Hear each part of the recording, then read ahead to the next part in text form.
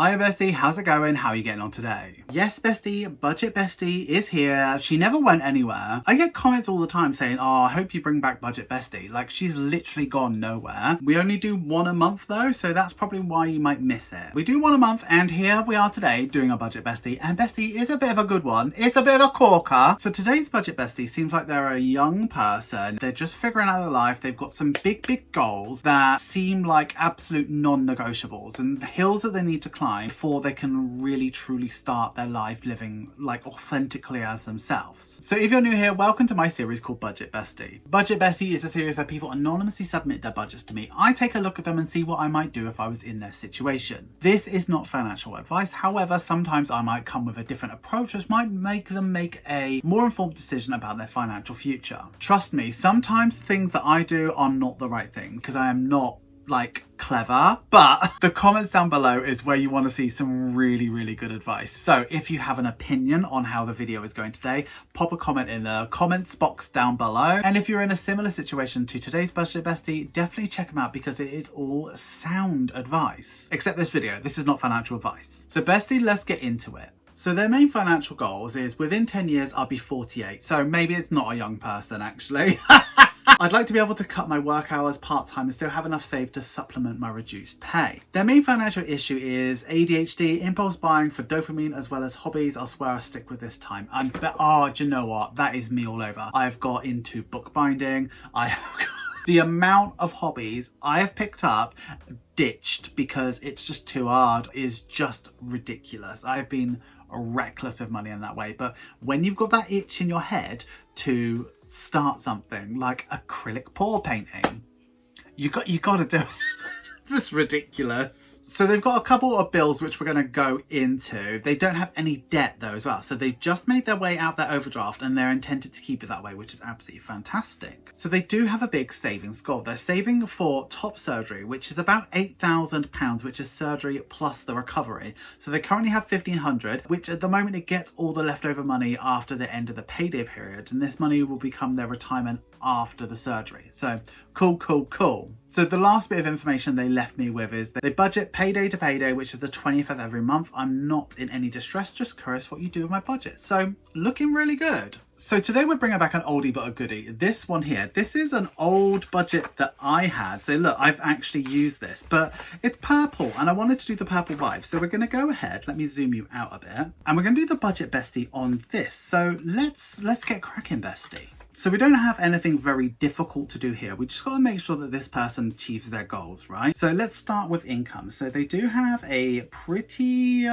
for a single person, 1686. I would say that is, it's not a great deal. And when they consider that their goal is to be able to cut their hours even further, yes, they can afford their lifestyle right now, which is like a really good thing. But if they were willing to earn more now, it's going to set them up much better in the future to be able to step down their hours, if that makes sense. So they do have a ton of bills, and normally I'd just skip through these, but I'll go through them with you. So they have their phone plan, which they say was an impulse thing, and it is ridiculous. It's £57.42.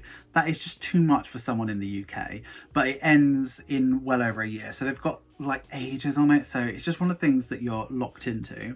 They have a really bizarre situation with their internet. So their what does it say? It says the hotspot hub is 91.75, which is just ridiculous. It's a shared house and no one ever wanted to take over the internet, so we all have our own. I've been messed over by shared internet and my name in a previous house cost me 300 yen, so I was unwilling for that reason. But Bestie, 91.75 for internet when all of you in the house are, it's just, I wish you would make that easier on yourself. Rent is $4.75, which is really good. Apple Music, which is non-negotiable for them. So Apple Music is $10.99. iCloud, which is really important to them as well, apparently, is $2.99. Then they have an e-reader, which is like ebooks, e-reader. e-reader is 50p. I don't even know why it's on the budget. And then they have a self-care app as well, self-care, which is 450, which is really important to them. So we'll put that in as all of their bills, right? So that comes up to 643.15, leaves them with 1,042.85. So they didn't list any envelopes or anything like that, so we're going to skip that. And they told me about their sinking funds. So they have gas and electric, which they save up for, and they pay that bill every 3 months. So they put 80 aside, but that's kind of an overestimate. Then they have transport for an upcoming event, which is 7. Dentist, which is like a recurring thing, 17.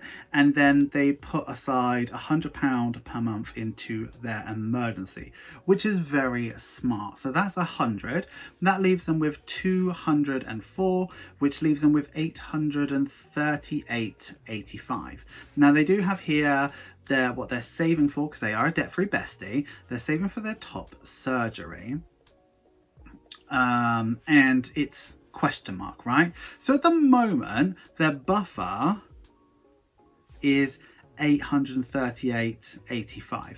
Now what I would say is this person is probably quite far away from where their bills are, because there's a couple things here that are a bit concerning for me. Top surgery is a big thing, and for people who require top surgery, it's very, very important. It's a kind of like, I need to get it done as soon as possible so I can feel like me. To have no goal over it, I can't imagine what that would feel like, to not know when it's going to happen for you, not know when you're going to feel normal. Do you know what I mean? Living like that must be really, really difficult. The other thing is that I don't think they're very, very close to their bills, because there's so much missed out. So the first thing is council tax, water. I'm assuming that they've not included that in because it's included in their rent or something, but I'm going to assume that's right. So I've got this beautiful purple pen, and we're going to leave all of this as it is. So we're still going to roll over into the 1,042.85. The thing is though, even though this person didn't have groceries on here, they still need to eat. So let's do groceries here. And I have done a bit of research. Someone living by themselves, £50 per week, absolutely fine. You can build stuff to bulk up and you can do all sorts of stuff. So that's more than generous. So let's do that. I am assuming they need to get to work if they don't work from home. I've just put travel down there, and I put roughly £5 per day. If they don't need this, then they don't need this. But like, I'm assuming that's that. And then social as well. You've got a lifestyle where you've got roommates and stuff like that. You're going to want to go out and stuff like that. So let's put £100 for that. That's 400. So when we move that down from the 1,042, what we're left with is 842.85. So their sinking funds are okay. I like that they're doing their emergency fund, but I do want to work it out for them. So when we take a look at their emergency fund, I kind of do the same thing for everybody. So it's all of their things that need to happen. So their rent, everything that they need to live, eating, things like that. Add that up for the month, times it by 6. That's how much you roughly need for an emergency fund, right? The things that they need every single month is their phone bill, their internet, and their rent. And then they need groceries and travel to work, and then to pay gas and electric. So those are the things that I'd say are the things that they definitely need. So their emergency fund should be all of those added up, which is 1,004.17 times 6, which works out to 6,025.02. So when you divide that by 12, so to get that in a year, you need to put aside £502.08.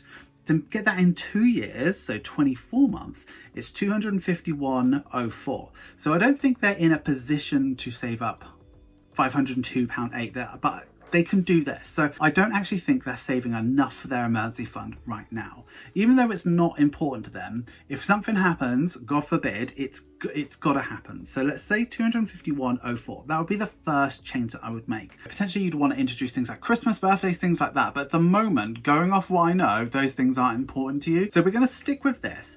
This means that your sinking funds are now 355.04, leaves you with 391.81. So let's talk about top surgery, right? So you've said that your top surgery is going to cost 8k, but you've already saved up 1.5k. Congratulations, by the way. That leaves you with 6.5k left to save. So when you divide that by 24, all you'd need to save up is £270.83 per month. And you'd get your top surgery in 2 years. That seems a long way ahead. I know that for some people that seems incredible, but you're privileged enough to do what you need to do a lot sooner. So if you divide that by 18 to get that in a year and a half, you could save up 361.11.